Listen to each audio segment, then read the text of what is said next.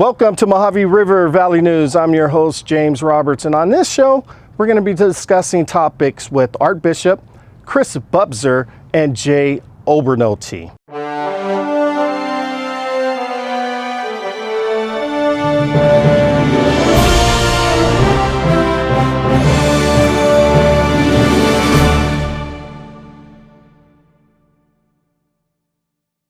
A variety of topics are going to be covered today in the town of Apple Valley. Measure O.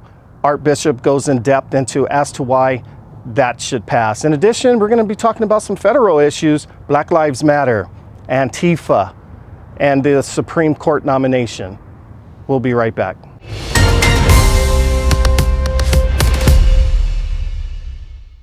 Welcome back, everybody. I'm your host, James Roberts, and I am sitting with Mr. Archbishop, Apple Valley Town Council District 2 candidate. How are you, sir? I'm fine, James. How are you tonight? I am doing good. Thank you.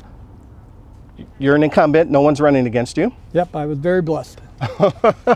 Okay, that's a few of the candidates. You guys don't have any competitors more. There are only two candidates in Apple Valley running, and neither one of us had anybody run against us. Yeah, why is that? Because I really truly believe, and please remember that I'm probably a little biased for my own city. Okay. Our motto is a better way of life. I truly believe the citizens of our town believe Apple Valley does provide a better way of life. They're happy with that better way of life, and I believe that's one of the reasons why we didn't run. No one ran against us. I also believe it was a lot of tremendous luck and a lot of prayer. Yeah, I was about to say that. Yeah, because it was, I've never seen that, to be quite honest with you, before. Yeah, I don't know, from outside looking in, I'm in a neighbor city. I don't live in Apple Valley, but I spend my tax dollars in Apple Valley. Thank you for doing that. I appreciate it, I like James. the Winco out there. I'm going to just let you know. I think I've seen you there, James. Yes, you have. But from a outside looking in, it's a little alarming that you do not have anyone else running against you, because it keeps you honest, so to speak. You know what I mean? I was completely prepared to run a campaign. Yeah. I had already gotten everything up and running to run a campaign. When I got the notice at 12 noon on that last Friday that no one's running, I was completely shocked. Bet you were. The Daily Press called me and I said, I can't believe this. Mr. Bishops, let me just kind of do some rapid fire real quick. Sure. How are you guys on public safety right now? Public safety for our city is different because we have an independent fire protection district. So what we have is just the law enforcement. We actually have 37 deputies, or what I call boots on the ground. We've had those same 37 deputies. We have not hired a new deputy in the town of Apple Valley in 15 years. And yet our calls for service have gone from about 32,000 calls a year for service, 911 calls, emergency calls, to over 75,000 calls per year. Let me stop you. So calls for service is up. Is population up? Population is a change in demographics. Obviously, population over the last 15 years is up. But the demographics is also changing considerably too. But you haven't hired anybody else? Have not hired anybody, and this is what we're hoping when we get to be able to talk about the measure. We can talk about it. I'm going to jump into that right now then. Measure O. Measure O. O for opportunity, which is our town's opportunity. Let the general public know what's going on with it. Am I looking at you or the camera? Either way. Either way. I like looking at you, James. You're a handsome young man. I appreciate that. I'm going to let the wife know. Go ahead. Let's talk then. This is the town. The town council voted earlier this year to give the people of Apple Valley the opportunity. We want to make sure we're educating the people. We're explaining to them where we are in our town, what we need to do to be able to continue our better way of life. And we put it out to a vote of the people. So right now what you're seeing is the flyer that you have right there was a product of the town of Apple Valley. We're taking this opportunity to educate the town people on all sorts of groups. And I have to be honest with you, COVID has made it a little bit difficult. Of course. Normally I would be talking to Kiwanis and Rotary and Optimist and Lions Club. And you know, other than maybe an occasional Zoom meeting, it's made it very difficult. And also a tremendous amount of church groups. So we're out talking to people as much as we possibly can about our town and the initiative that'll be on the November 3rd ballot. And we're hoping that the community sees the same thing that this council on a 5-0 vote. You're not seeing a lot of 5-0 votes anymore. On a 5-0 vote, our council stood together saying, this is what we need to be able to provide for our community. And so as a result of COVID, our revenue's down? expenditures are different than what we had projected. Our revenues are down because people aren't out buying. My restaurants are closed. I mean, other than dining out, a number of businesses were closed for almost 3 months. So our sales tax, which we haven't seen, just a lot of people don't really realize that sales taxes are normally 3 to 6 months in the arrears by time it's collected, goes to Sacramento, and then ends up coming back to the town of Apple Valley. So we haven't seen the numbers, but we know based on all the community facilities that are closed, all the businesses that are closed, not only in Apple Valley, but throughout all of San Bernardino County, throughout the entire state of California, that our sales tax dollars, our revenues for this budget period are going to be down considerably. And let the general public know, what type of tax are they looking at? That's a great question, percentage? James. So in the state of California, cities, when you pay your sales tax, currently in Apple Valley, you're paying 7 3/4% sales tax.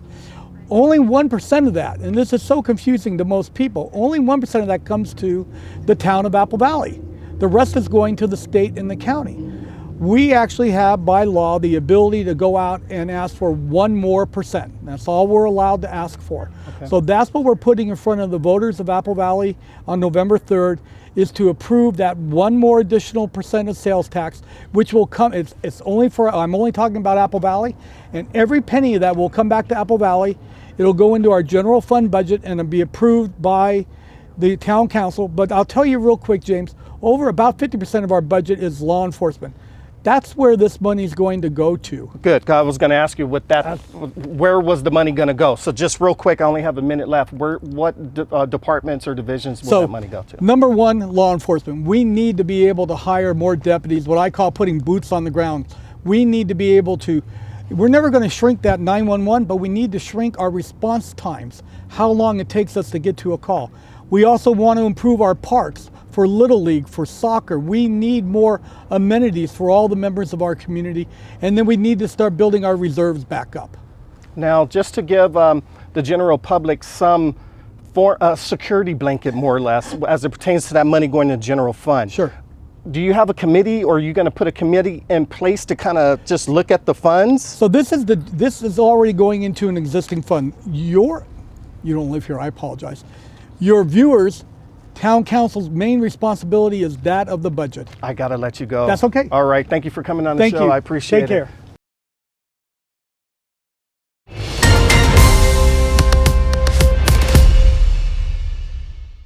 Welcome back, everybody. I'm your host, James Roberts. I am sitting with Miss Chris Bubser.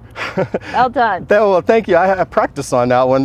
If you only knew what was behind the scenes, me practicing. 8th Congressional District candidate. Good evening to you, ma'am. Nice to see you. Thanks for having me. Yes, ma'am. What was your trigger point jumping in? You know, to be honest, it was when we learned that the current administration was going to repeal the Affordable Care Act. Okay. I come from a healthcare background. I spent my whole life, really, several decade career working in the healthcare sector, making sure that we brought therapies early in my career for cancer and HIV to patients. And what I saw was that if we were going to repeal the Affordable Care Act without a plan in place, there were 100,000 people in this district and 20 million in our country who would have lost their health care. And thank goodness the ACA wasn't repealed, because in this pandemic, what would we have done with 20 million more people uninsured? Yeah, people definitely need health care right now, especially. Exactly. Are you familiar with this district? Where do you reside? What I county? live at the tippy top of the district in Mammoth Lakes. Okay. Beautiful. It's spectacular. And, you know, part of why I'm running is about this place. You know, I really wanted to make sure that we protect the Eastern Sierra. But this district, every single inch of it is special in its own way. So I love the Mojave Desert. I love Joshua Tree. You know, the mountain communities, right. Wrightwood, and all of it, and even down the hill in Yucaipa, Oak Glen, which has had 2 catastrophic fires recently. Like, every square inch of this district is spectacular, and I have walked much of it because I'm a backpacker and an outdoors person. Good for you. Are you a Republican or Democrat? I am a Democrat. Okay. This district, or this seat, has been held by a Republican for years. Yes, for a long time. It was first created in 2012 after the last census. Make sure you complete your census, everybody, because that's how we get resources right. to our local areas. And so, yes, Paul Cook first held the seat since 2012, and he's just announced his retirement. Right. So I'm trying to... Just, hey, let's get in, right? Yeah. I mean, you had an opening, so why not take it? There's a lot of partisan stuff going on right now in DC. What are you going to do to be able to bridge that gap? You know, my entire career was really trying to take fact-based solutions and science and bring people together from different constituencies to make sure that we brought solutions for people. That included government agencies, private sector, academic hospitals.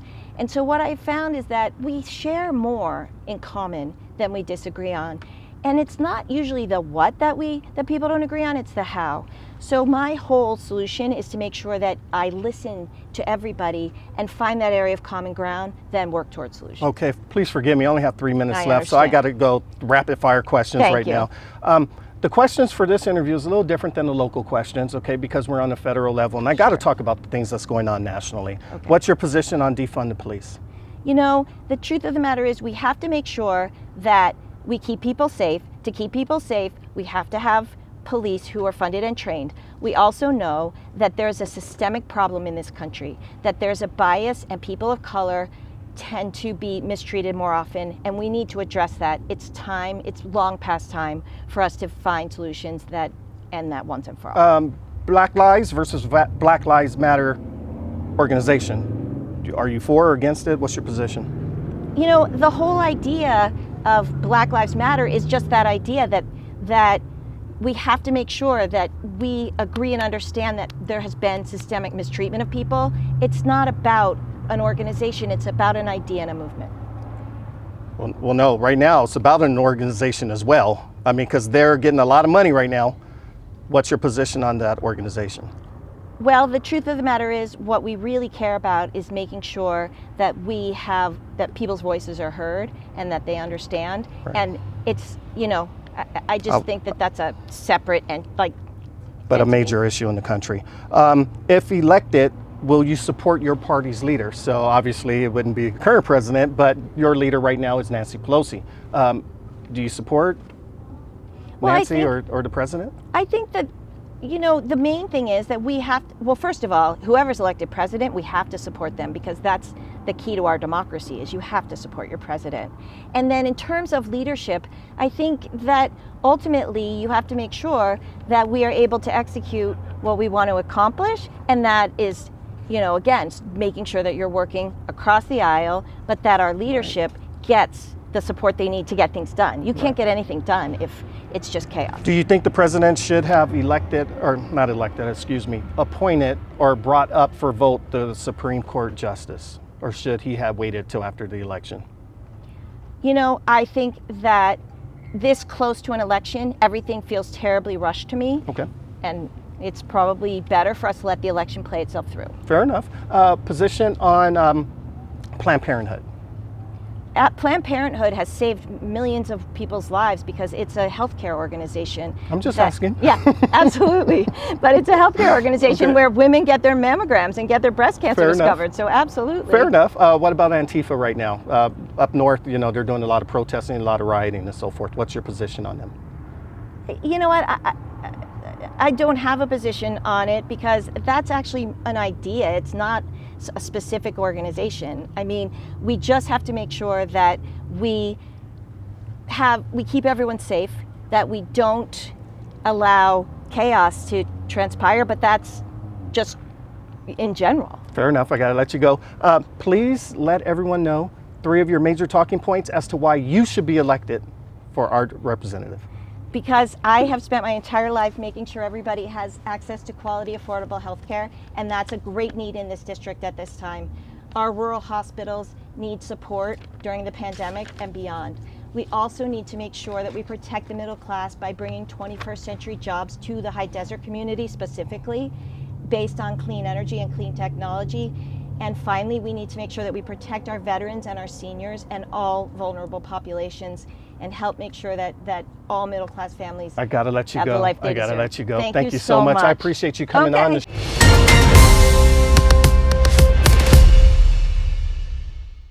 Welcome back, everybody. I'm your host, James Roberts. I am sitting with Assemblyman for the state of California, Jay Obernolte. How are you, sir? I'm wonderful. It's great to be here. I appreciate you coming on the show. We're going to jump right down into it. Why are you running for Congress? Well, I want my children to have the same opportunities that I had when I was their age. Okay. And unfortunately, it's clear right now that they don't. We are in a situation with coronavirus that's affecting a lot of people, and we are going to be years climbing our economy out of the hole that it's currently in. We need to make sure that we have positioned ourselves to make sure that the jobs come back. And unfortunately in California we haven't. I was leader of the opposition to a bill last year called AB 5 that takes away people's ability to choose to be independent contractors and says that workers can only be employees. And unfortunately it's been threatened and introduced in the Congress to bring a federalized version of that to the entire country, and I want to make sure that that gets stopped. Wow, I did not know that. Oh, that's good to know. There's a lot of stuff going on the federal level. The questions that I'm asking you are completely different than on the local level, what I've been doing, so I'm going to have to jump into it. Do you support the current president? Absolutely. Okay. And what's saying that, what's your opinion on Black Lives Matter as an organization and also Black Lives? Mm-hmm. What's your opinion on that? I think that Black lives definitely matter. I think that if you look at the racial disparities in economic progress that's made, it's clear that minorities have it worse in this country than the majority. Okay. However, I think that a rising tide lifts all boats, and our philosophy as a nation has got to be to get the aid and the relief and education and jobs to the people that need it the most. And what about the organization Black Lives Matter? Well, I support peaceful protest. I do not support violent protest. I do not support looting. I do not support burning. And what about Planned Parenthood and abortion? What's your stance on that? I am pro-life. Okay. Antifa, what's your opinion on that? Again, I support peaceful expression of political opinion. I do not support violence. I don't support looting. I don't support rioting. I don't support burning. Yeah, you know, the president, after the debate, he's been getting a lot of pushback about white supremacy. What's your opinion on that? Well, I think that he clearly has disavowed white supremacy. I think that the format of that debate was so chaotic that he really didn't have the chance to make that impression, get that impression known clearly, but I think that's what he was trying to say. And what's your opinion, specifically you, not the president, what's your position on white supremacy? Well, I think as I've made clear, you know, I think that we need to be a colorblind nation. Absolutely. And any organization that says that one race or one creed is superior to another, I think that that's a thing of the past and something we should all disavow. Fair enough. The president just nominated someone to the Supreme Court. Do you think he should have held off on that, or do you think it was right for him to do so? Well, the Constitution is extremely clear. When there is a vacancy that exists, the president is within his rights to nominate someone, and the Senate is within their rights to take up that nomination and approve it or deny it. So I think that he was completely within his legal rights to do what he's done. Great, okay. And with saying that, let's kind of transition. There's a lot of partisan stuff going on right now in Washington. What do you think you can do? Do you think you could work across the aisle to get things done? Absolutely, I know I can. I have been one of the most bipartisan members of the legislature in California here in the last 6 years. I'm known as someone who works across the aisle. I've authored and passed more legislation than any other member of the Inland Empire delegation of either party, and that's because I work really, really hard at building relationships with my colleagues on both sides of the aisle. And that's something that I'd like to pursue in Congress. And thank you, I appreciate that. On the federal level, what do you think is there's so many issues, but so it's a loaded question. What do you think are some of the top issues that you would need to address outside of coronavirus once you get to DC, if you get to DC? Well, so I'm currently the vice chair of the Assembly Budget Committee, and I also sit on the Joint Legislative Budget Committee. Okay. So anything to do with dollars and cents and budgeting, I've been deeply involved with, and I am extremely alarmed about what's going on at the federal level with respect to our budget deficit and our national debt. Congressional Budget Office said last year that by the year 2050, over 10% of our gross domestic product, 10%, not just of our taxes, but of everything that we make in this country, will go just to paying interest on the national debt. Wow. And that was before coronavirus and the economic depression that's come along with that. So something needs to be done about that, and I think I can help. Great. Your position on Second Amendment, do you think, you know, there's a lot of pushback with Second Amendment. Are you okay with I'm a strong supporter of the Second Amendment. Okay. I think the Constitution is crystal clear on that issue. And you know, the people, I think we all should have a debate in society about things, but for the people that say that they're not in favor of gun ownership, I say, well, look, read the Constitution. And if you're not in favor of it, propose an amendment, but the Constitution says what it says. Right. And do you think the country should move towards single payer? No. I actually have a whole plan for health care. I think what we need is better and more open and transparent markets in healthcare. Right now, we spend over 10% of our gross domestic product on healthcare every year. In fact, it's 18%. That's more than any other industrialized country, in fact, any other country on earth. Other countries like the UK spend 10%, Singapore spends 5%, and they have much better healthcare outcomes than we do. And so we need to do some introspection as a society and a nation and figure out why healthcare is costing us so much and why we're getting substandard outcomes for that. And the reason is because government intervention in the healthcare system and the lack of existence of open markets. Okay, and one of my last questions, should the U.S. seek to rejoin the Paris Agreement? No, I believe in climate change. I think that we all should be dedicated to doing something about it. However, I think the climate accords were extremely short-sighted and unfair. Okay. So I would not rejoin them. Okay, I hear you're a black belt. That actually had a karate school in Big Bear before I got elected to the assembly, yeah. Right, I got to light it up. My son, all of my kids are black belts. Oh, sorry, honey, my youngest daughter's a red belt. She stopped there.